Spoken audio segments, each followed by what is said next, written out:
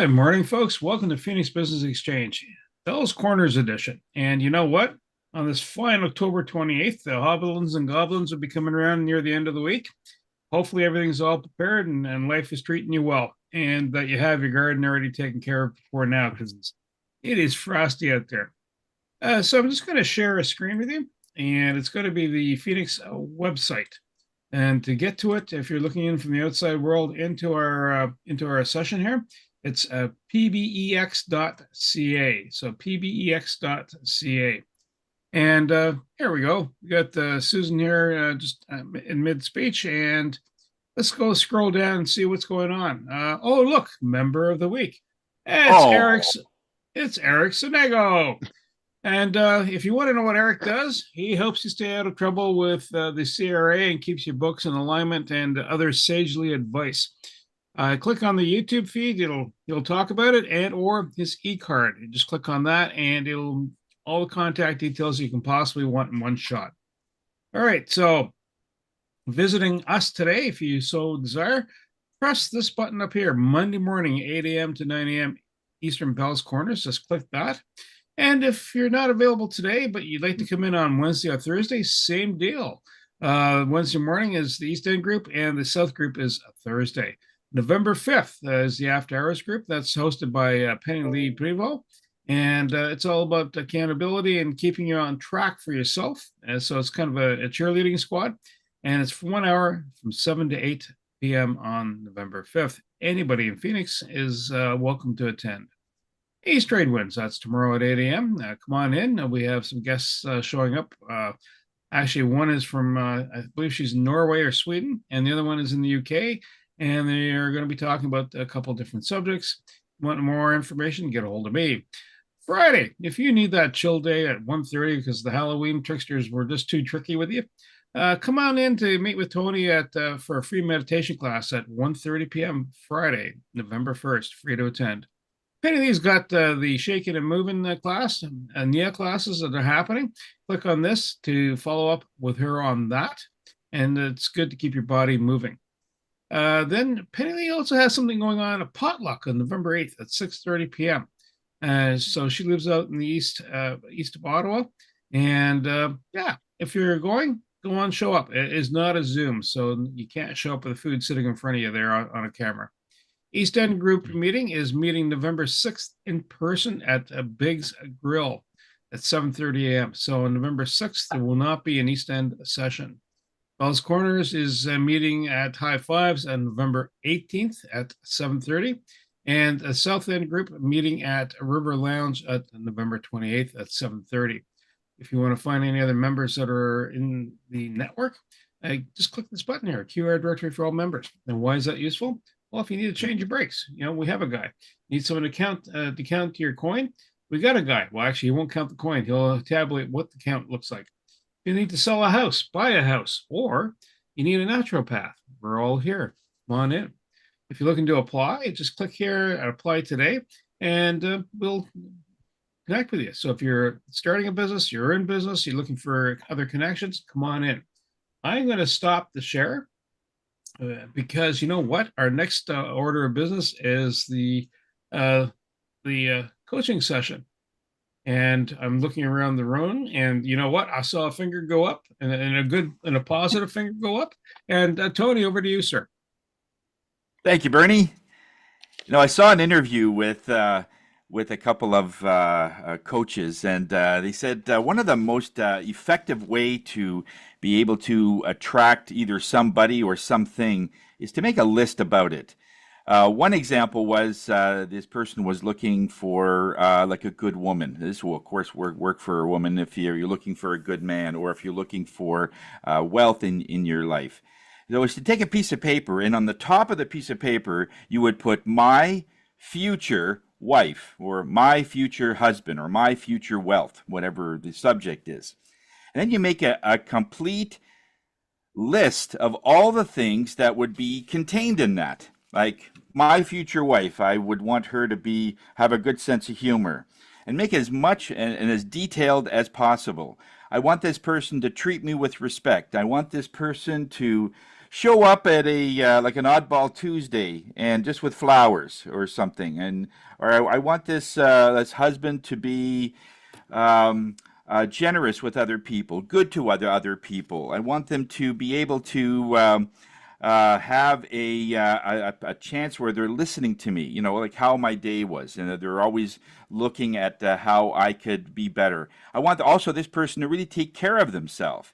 You know, I don't want to be, picking up after them. I want them to take care of themselves. Or maybe it might be nice if they could cook and just spontaneous things like, don't worry about supper tonight, honey. We're going to go out, you know. Oh, that's great. And I'm not telling you where we're going, you know, something fun all the time. I want to be well supported. I want to be at a point where you just love me for who I am. Like, in other words, this person's not trying to change me. What was that added to that? It's Everyone kind to me, kind to respect, and I make a whole list. And I think this person had about 35 attributes that he would want in a wife, and of course, a wife would want in a husband, that kind of thing, as much as possible. When you've got the list all done, then you go to the top of the page, and where it says "my future wife," you cross out "wife," and you replace the word with "me." Then all the things that you've listed, that's something you have to do to attract this person. In other words, who you are is the very person that you will attract. In other words, you're looking at what your wealth is like, all those things about the wealth, and you have to be in the same vibration. You have to be respectful to be able to attract a respectful person. You have to want to be a better person to attract a better person. You have to, it's very, very similar.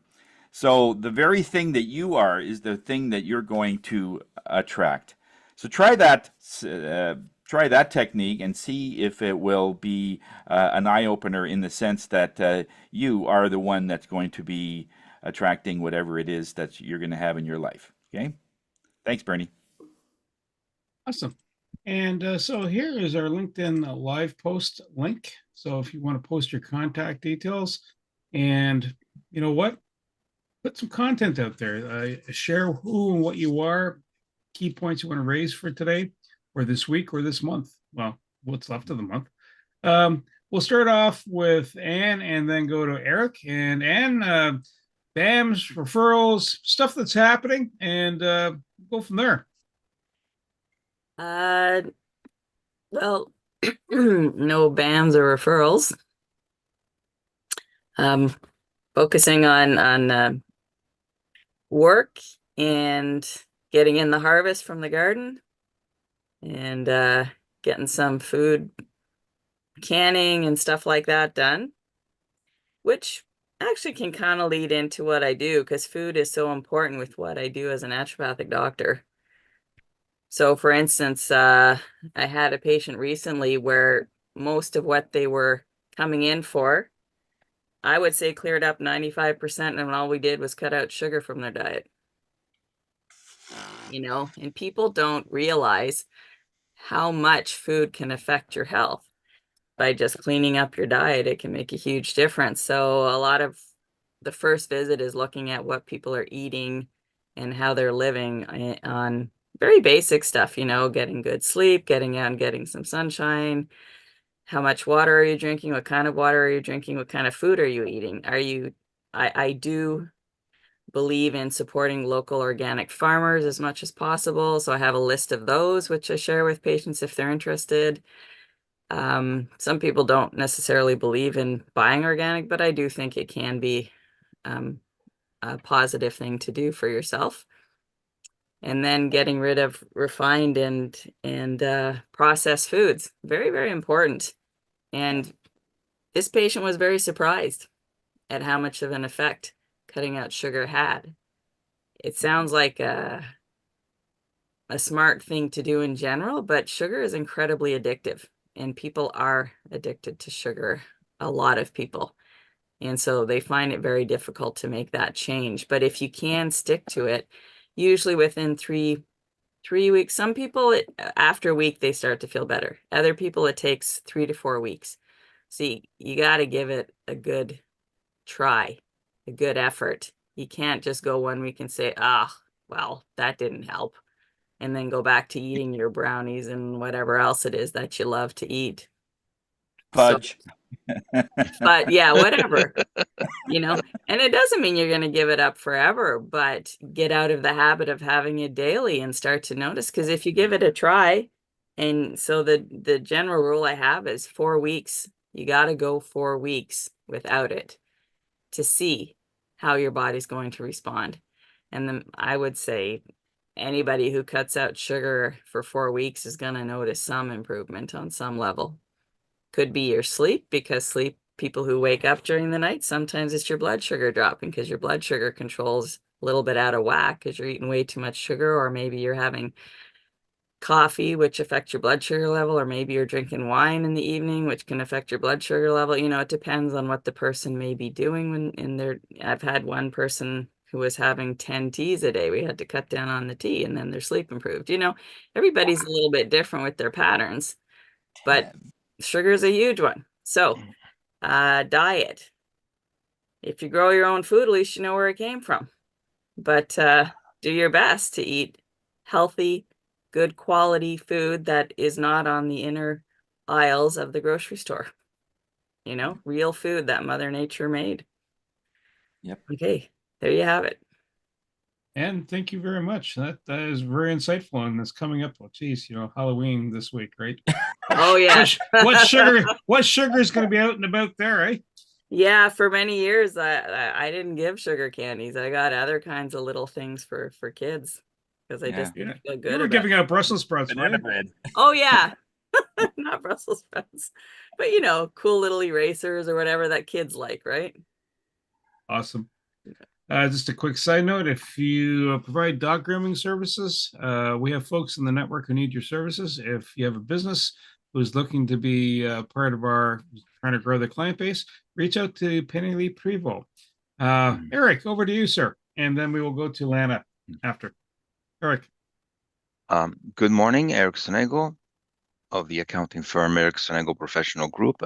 This past weekend, I went to my annual accounting conference in Toronto, and I find, that everything that happens in Ontario to any profession, when the AGM and the national meeting happens, 90% of the time is in Toronto. It's as if we did not exist anywhere else. I sat at a table where nobody was from Toronto. But the institute thinks that the Western Canada is Mississauga, and Eastern Canada is Scarborough. So they meet in the middle, which is Toronto. But it was a very eventful weekend because my wife came with me and we rented an Airbnb, which was very nice. But my dog got stung by a skunk in Saturday night. So we didn't want to create a problem for the Airbnb. So we put the dog in the car, and we took turns sleeping, an hour each in the car, and then going back to our beds. So it was a very tiring Sunday, but we love the dog and he's still alive. So so it has other redeeming qualities.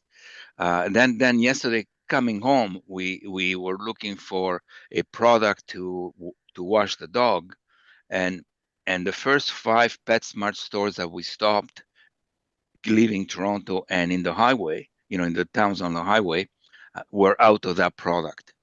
So it's not until we got near Trenton that we were able to buy the product at a PetSmart, which leads me to believe that my dog was not the only dog that got hit Kidding, yeah. this weekend. I spent last week doing some year ends, and complaining about the requirements of being in private practice. And some of the requirements of being in private practice is that someone goes to your website and then calls you, and they send you an email with questions, and they're never going to be clients. You know, they just have questions that, and you know, you might not want that person as a client, you know, but I'm dealing with someone who sent me an email saying the government sent me a letter wanting information on rent payments, $24,000, and support payments, $15,000. So he calls me, and I tell him, well, that's an easy answer. Support payments is pretty easy. They have to be over 18. They have to live with you, and they have to be, you know, someone that needs support. And rent payments, I said, that's even easier. Just go to your landlord and tell him to give you copies of the checks or invoices for the rent. And he went silent because, of course, the support payment, he wanted to declare his wife as support payment. And he wanted to charge rent to a kid that lives with him, right? He wanted to have a landlord-tenant relationship within a family. Now So use four. right, so sometimes you have to answer questions to people that you don't want to. You hope they never become clients, and you have to do it because, you know, that's what being in public practice mean. On Thursday, I went to do the year-end of Voice to Net, which used to be a Phoenix client, a Phoenix member in Kempville when we had a chapter in Kempville. You know, and they have a very anal retentive bookkeeper. So so it was a very I had to illustrate every T that I crossed and every I that I dotted. But you know, that goes, you know, but I enjoyed, and outside of bookkeeping, she's a very nice person, so I can't complain.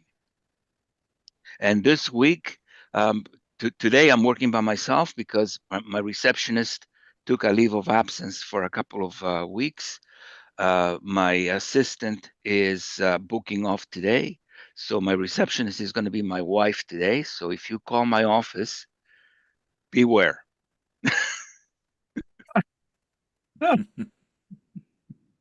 So Eric, Okay. just as a You're talking to the boss's wife. You know, and I'm having a few in November. I'm having a few BAMs with people of, you know, of this chapter and other chapters.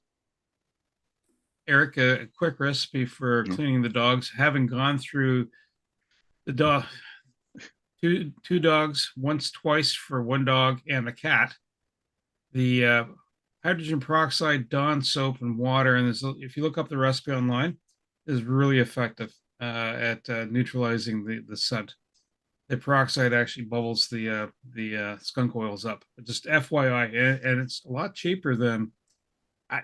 I know Yes. it works. Yeah, Trust me, yes. because a dark cat being covered in tomato juice is not the prettiest thing, and it's really hard to hold on to. We're going to swing over to Lana. Lana, what bounty do you have in your basket? Okay, nothing like that. But it's been an interesting couple of weeks, I guess, in the real estate market. I'm the residential real estate realtor salesperson for the chapter. And yes, I have a cold, flu, or COVID. I'm not sure, one of the three. Same symptoms as this time last month, too, coincidentally. In June, the Ontario government brought in something called you no longer can have a notice of security interest against a title on a property. And what is an NOSI or on consumer goods? Let me clarify that. NOSI for consumer goods, which means if you have a rented furnace, water softener, or air conditioner, heat pump, they no longer can put a lien against your house on that for that.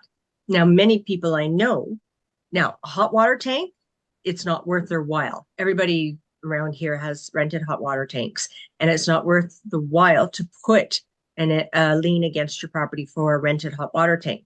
but many people did go with Enercare or Reliance to have a rented furnace, hot water furnace, water treatment, heat pump, and or air conditioning system, and they can now be removed by your lawyer legally, because the companies are no longer allowed to do that. And that's either called an NOSI, a notice of security interest, or a lien against your property. Okay. And that is something wonderful, because I currently have a listing in Prescott, which has got a $24,000 lien on the property because of a rented furnace, water treatment system, and heat pump. And it's hard to sell something like that because who wants to pay an extra $300 a month in that sort of rental? That's on top of the $55 for the on-demand hot water tank, which I don't recommend. Those are horrible. And the interest rates dropped, as we know, on Wednesday, 50 basis points. And we are expecting at least one or two more drops again this year, which the real estate market follows the bond market.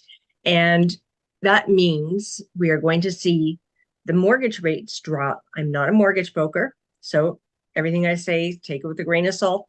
But it's also going to spike buyers and increase the prices of houses. So we are going to start seeing the cost of housing to creep up. And we are going to see buyers start to come back on the market in full, but they're going to be paying more for the houses. We expect this to start around mid-November, although I have seen it already, because just this past week I've sold 2 houses, and actually beginning of this month I've sold 4 houses, now that I think about it. Might be a reason why I'm sick, because that takes a lot of effort. So house prices are going to start to creep up. Buyer interest is going to start to, or buyers are going to start to come back on the market, because it has been a little bit of a slower summer. And we are going to see a lot more activity, both in the bond market and in the real estate market. So, Lana Burnley, your residential realtor for the chapter. Anna, thank you so much. Good information to share. And if you own, looks good. If you're looking to buy, still looks good, unless of course, somewhere in the you're gonna have to find that happy spot.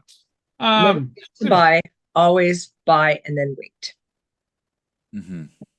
Swing over to Tony. You're up next, sir. Thank you, Bernie. Wow, Lana, 4 houses a week. That's one. 4 houses a month. That's 1 a week. That's great. That's a lot of work. Yes. Well, good for you. You certainly deserve it. You were always willing to put in the effort, and now you got the fruits of it. Good stuff. Hi, everybody. Tony Jennis from Higher Self. I'm the spirit guy of the group. Right at this time of year, the weather, not only does the weather change, but people's moods change, because the atmospheric things are different once the solstice and everything starts to happen. We get into a different mode. Our bodies are getting ready for winter. And in doing that, a lot of people feel down. They'll feel more depressed, and there's nothing more new coming on. It's just that it's that time of year where our bodies are starting to shift. On top of that, there's a huge shift globally, just with the way things are on this Earth. The planet is upgrading itself, and everything on the planet, the animals, the plants, people, they're all shifting even more. So they're going through such a thing. So if you know somebody who's really feeling down, who's not really speaking that much, or who's having really quite an issue, if they're willing to try something new, although this is 4,000 years old, we can give you a reading, and we can give you a tuning session. This is like a massage where we do your entire body, but there's no physical touch, because we work on the field around you. Anything from about 2 inches to 6 inches is your auric field. And this is what you'd probably see when you look at a hot day and you see the waves above a rock that's really hot. It's that type of thing. It's not exactly that, but it's that type of thing where there's a field around you and you exude. When you don't exude energy, all that stuff is inside and we really feel down. When we feel fantastic, it's when our aura and our field is at its strongest. That's when it could be about 10, 15 feet out. You'd actually feel somebody almost coming into the room before they get there because that field can be felt. When they feel down, it's roughly about a foot or less away from your body. In that way, there's not much energy that it can come out of your body. So we could change that with several sound frequencies that I use. I probably have about 11 or 12 different ones that I use during a session, but I have special ones that I could use if something comes out of that, and sometimes it does. We don't do it by the hour. It's sort of a flat rate, so that if it does take longer, there's no stress, in terms of the costing. So if you know of somebody who's really feeling down, anybody who has lost a loved one, the first half hour I don't charge at all. Most times they just want to know if their loved ones are okay, and vice versa. And we can cover a lot of ground in a half an hour. I had a couple that lost a son because of a motorcycle accident, and we're just waiting for them to come in. But they're like anybody else. They'd be curious to see what that person or that spirit now is saying, and being able to connect to them. So if you know somebody who's really feeling down that way, have them call me. All right. Tony Jennings from Higher Self. We are here to raise your spirits. Tony, thank you so much. And we'll get to Sam in a second because he's going to be our presenter today. Yeah, you can shake your head no, man, but you're there. I sees you. So what do? Well, I have a podcast that's in the go, a knack for business. Actually, we're releasing season 3 this week. So it's cleared seasons 1 and 2. So that's kind of a milestone moment. East Trade Winds, you can come on in for that. And in fact, there's a little YouTube link so you can see the past presentations that have gone out. And then a little bit more of what else I do. I connect businesses, and I just posted a link for At Hive. It's a collab working space, but it's more than that. It's another rapid community features around that. So if you need an office space or some other support, anything from hardware to, you need to do a presentation for somebody, reach out to Muhammad Faris. And At Hive is just located south of the Queensway at Maitland. That's just a short distance and hop off. Business-wise, BAMing. Met with Marlon, and it was a really good meeting with the Clean Shield solutions. And so he's going to take our piece of kit and use it for a month, and see if he can leverage it to offer other services. So it does cleaning. It uses hypochlorous acid, which is pH neutral, but it's not friendly to viruses, mold, spores, fungus. I don't think it does anything for skunks, though. Just as enough FYI. It does go after biologicals, though, that are, that off gas, but I'm not sure it does the skunk family. And without much more ado, I'm going to swing over to Mr. Sam. Yay! There we go. I got the button working finally. Thank you, Bernie. Good morning, everyone. samserviceconnectedcars.ca. Let me get my contact information. My mouse is not working. There's my contact information in the chat. Well, let's see. Before I start, I want to first recognize what Lana mentioned there. That's good news to hear these people that have been holding people's homes hostage for this, rental water heaters and furnaces. It's terrible, like the extorting, thousands of dollars more than what these things cost that's just sad. But I'm glad the Ontario government has done something about that. And the other one was, Anne, you mentioned sugar. I don't think I'm addicted to sugar, but Henry bars, they seem to be my thing. So yeah, there's no sugar in that. no sugar in that. Anyway, I'm going to talk about dash cameras today because something came up. Here's a typical dash camera, and something came up on the internet last week. An actual true attempted insurance fraud happened in New York State. Not that it doesn't happen here in Ontario; these things do happen here, but this one got a special attention. Millions of people viewed it and reacted to it because it can happen to anyone when they're driving in their car. And this person, thank goodness, had a dash camera in the vehicle, and things worked out just right for them. So, Tony, if you wouldn't mind playing that video now, I'd appreciate it.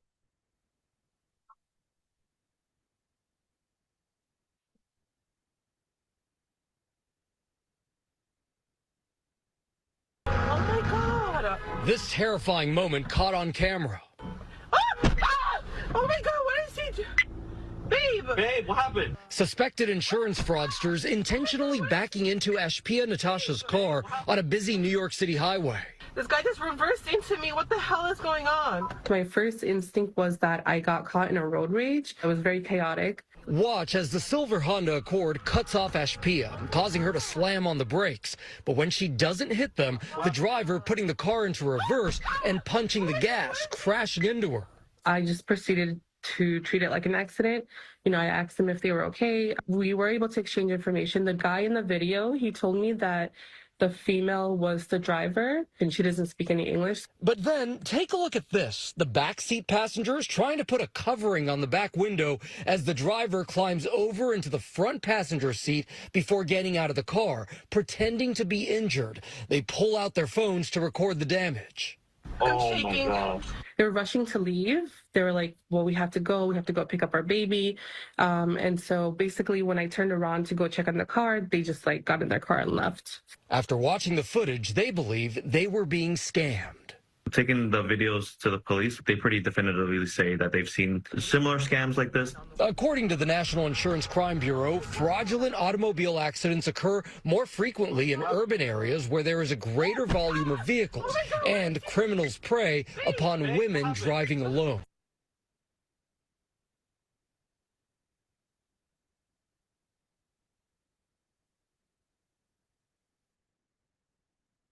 So that was an actual event that did occur. I've been following it. They've located the vehicle. The people are still at large from last time I've checked. They have not caught the people involved yet, but certainly the person, thank goodness they had a dash camera, because otherwise they would have tried to soak them for anything and everything. So they're pretending that they were injured from an accident that they caused. And, who knows, they would have tried to get them, hand them money, settle out of court more than likely. Who knows what they would have tried to steal from these people. But one thing I want to pass along, if you don't have a dash camera, more evidence that you should have a dash camera. But if you do have one, one thing that is becoming more and more advised, I guess, and I will advise people is, if you end up in an accident and you have a dash camera in your vehicle, do not tell the people that you're involved or the police that you have one. And there's a good reason for that. First of all, you don't want them to reach into your vehicle and possibly grab it and steal it on you, which they may do if they were the ones that caused the accident, like these fraudsters did. And the next one is, if you actually caused the accident, the police can use that evidence against you. So the best is not to say anything about the dash camera. Just make sure, as this lady did in that video, make sure the people are okay. If you need to call an ambulance or get assistance of some way, do so. But do not admit that you caused an accident, and get that evidence for yourself. Take it home. If it shows that you did not cause the accident, send it to your insurance company, like I did when a guy rear-ended me. And things work out quite well for you. So there's some cheap advice for you when it comes to dash cameras. I'm going to pass along a few other things when it comes to them that I know of. One thing, I make sure that the dash cameras I install in people's vehicles do not have an internal battery. The cheaper models you can buy out there do have a battery in them. That's to make sure that they keep, the memory and time clock and things like that when the vehicle is shut off. These things, certainly in our climate, are not something you want because come January, February, that battery takes a beating and more than likely will fail when it gets to minus 22 degrees. So you do not want a battery in your vehicle, but your dash camera. Instead, capacitor is what's preferred in the better quality dash cameras. And yes, Lana, the one you have in your vehicle has a capacitor and not a battery. People often tell me, like, well, why don't they, offer this as an option on vehicles? One thing Lana knows, and she, when she came to my place, her husband had one installed by Toyota from, I guess the dealership installed it. Certainly you can get one from Toyota. You pay dearly for it, but you can get one from them. I also know that BMW also, as an option, provides dash cameras for people. Again, you can get them. Just be aware that they don't come cheap from the dealer. They're an expensive option, and they're going to soak you further than you can when it comes to price wise. Like that's what dealers do. Some other advice when it comes to getting a dash camera, I'm going to pass along. Do some research. If you're going to buy one online or from a store, make sure that the lenses are good quality, both daytime and nighttime vision, especially nighttime, to identify license plates and things like that. That's what you want to get. Like that lady in the video clearly showed, if you spend some time, it didn't take long to identify the license plate on that vehicle. And again, they identified the vehicle and they eventually found it abandoned, but the people are at large. Parking mode is one thing I advise people to make sure they get on the dash camera. That means that the vehicle or the dash camera can activate when the car is actually parked in a parking lot. In the case of an accident, somebody comes up to the vehicle and smashes it, these things will activate and it'll take a recording. And one thing also that is coming more and more common, it's an option and it's somewhat expensive right now, and that is cloud storage. This is something that you can get on pricier dash cameras at this point. All the video that you have will automatically go up to the cloud, so you don't have to worry about an SD card in your dash camera. The cloud storage is automatic, but of course you have to have a data plan and things like that. That's a little more costly, but those are coming more and more of an option. Another opportunity, if you don't want to go out and get a dash camera, is well, you can spend $60,000, $70,000 on a Tesla. They come with dash cameras. Dave's not here, so I can say this. So that they come with it, and they're quite good, very good quality dash cameras in the Teslas. But at the $60,000 price range, you just might want to think of other options. Okay, that's really all I had to talk about. If anybody have any questions when it comes to dash cameras, or maybe what happened in the video, how to protect yourself from scammers like that, certainly they are out there. One other video I know of. Oh, yes, Lana, go ahead. Sam, I actually am addicted to watching those scamming videos on YouTube, and I find it fascinating, which is one of the things. But you said they target single female drivers or female drivers, only ones. Hello, guess what I do? Spend 50% of my time in my car, most of the time. Is the sound now? Somebody in my car turned the sound off from my dash cam, and I wasn't too happy about that. And I can't figure out how to turn it on. Is it just one of those switches thingies? Yep. Yeah, the one I installed has a little button and it'll have mic, M-I-C on it. Just push it one more time and the little green light will come on for the microphone. Will show a little green light on it. So it's an easy fix for yours. Good. Does it make a difference when, do you know, this is, I guess, more of a question for a lawyer, for police, or for insurance, if it makes a difference if you have sound? Because I would tend to start narrating what was happening if I'm in an accident or something and say, oh my God, this car is turning left in front of me, or he's braking in front of me. What's he doing? Like I sort of can see myself narrating the situation. And so my dash cam would pick that up. Does it make a difference for insurance fraud if I'm narrating what's going on? I would say no. Mainly, well, I think when you get into court, right? Yeah. Court will always side with the video, so it's most non-biased. You know, you may be saying something that is not true, certainly to benefit yourself. I personally, I advise my people to leave the dash camera bike on. I like it on primarily because in the case where you do have an accident and the person comes and say approaches you and starts to yell at you or maybe attacks you in your vehicle, the microphone is additional evidence. Again, I would not advise that you make any narrations to it. The video should speak for itself, and then let the other people, you know, like I say, leave the recording on so that it may catch something that may incriminate them. That's what you want. So just I would you know, again, stay quiet. Don't advise that you have a dash camera.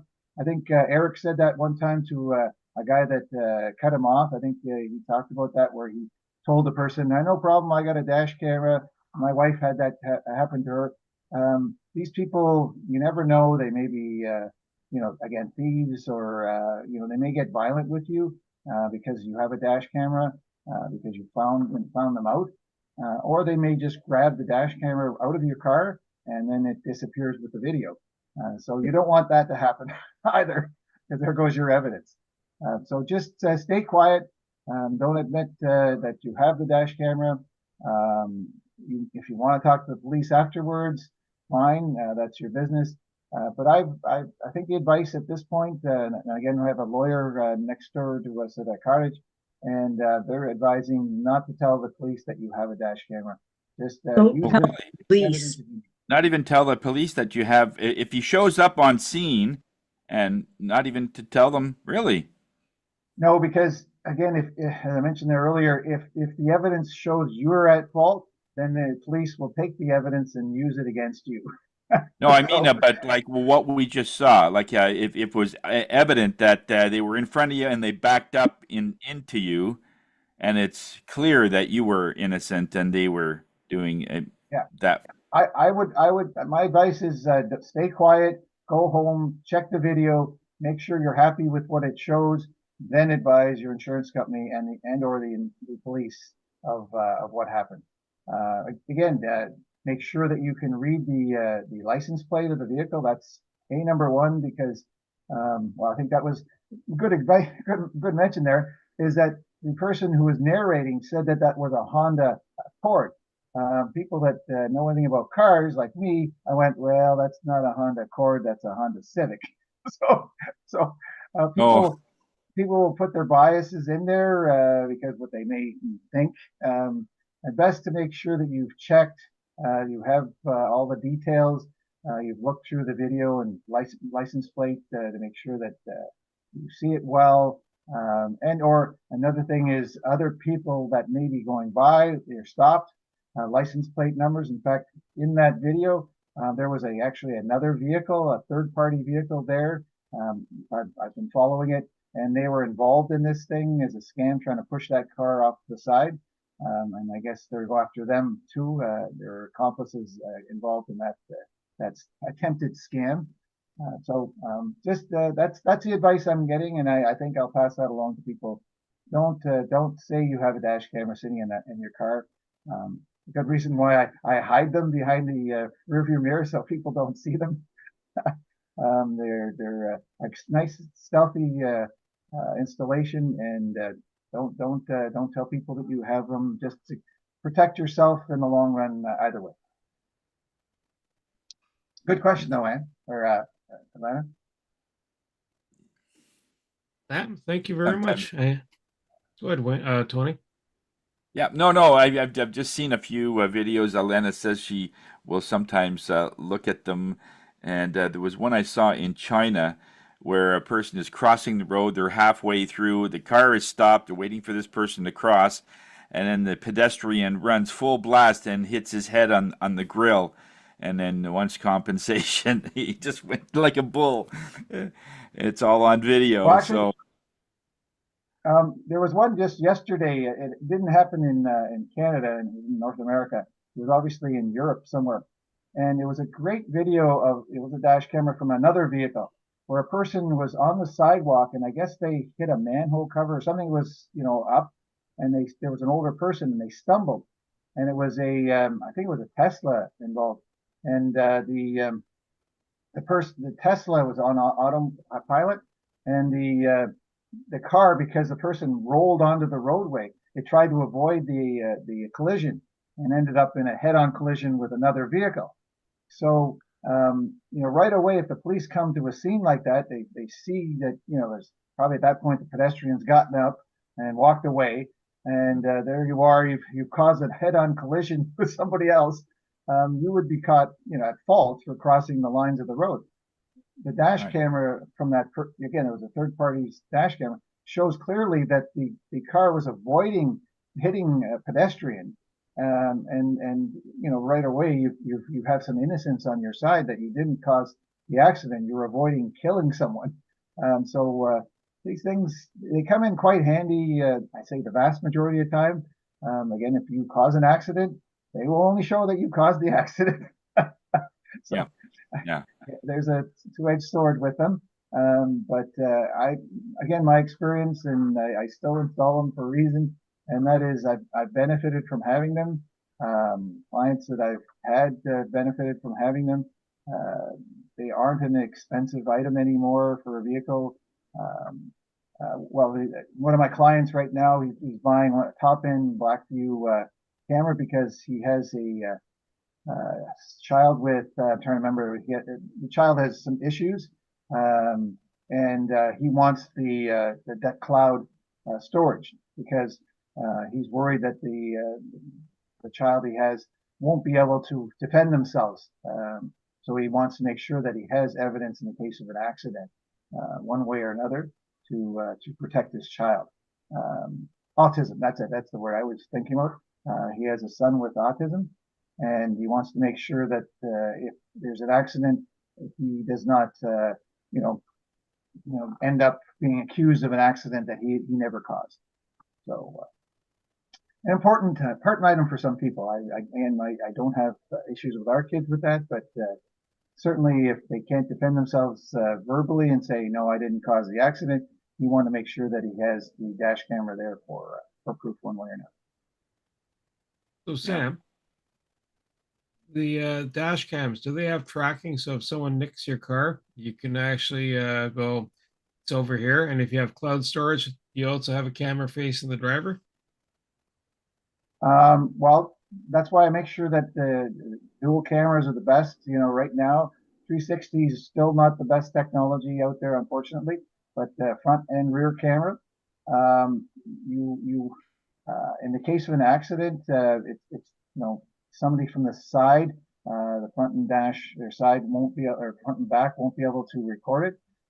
But if you have evidence, the best you can do is, again, a license plate number. Hit and runs do occur in parking lots every day.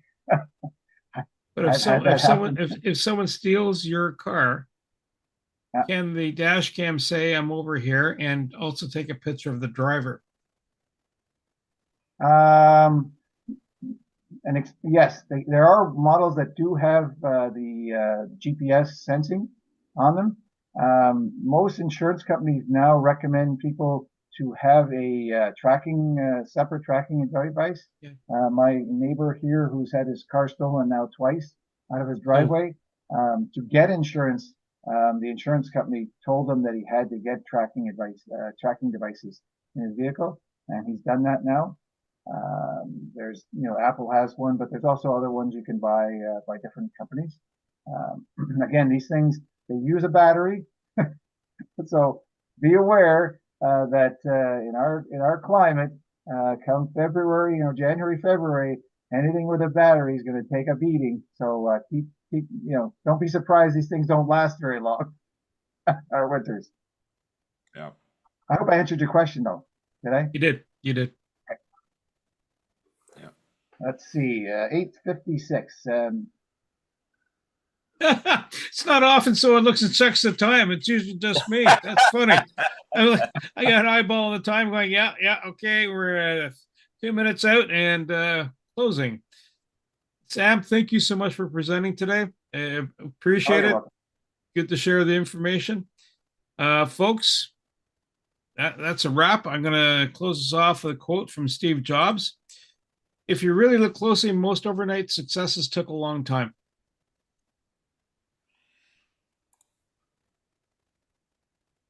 That is true.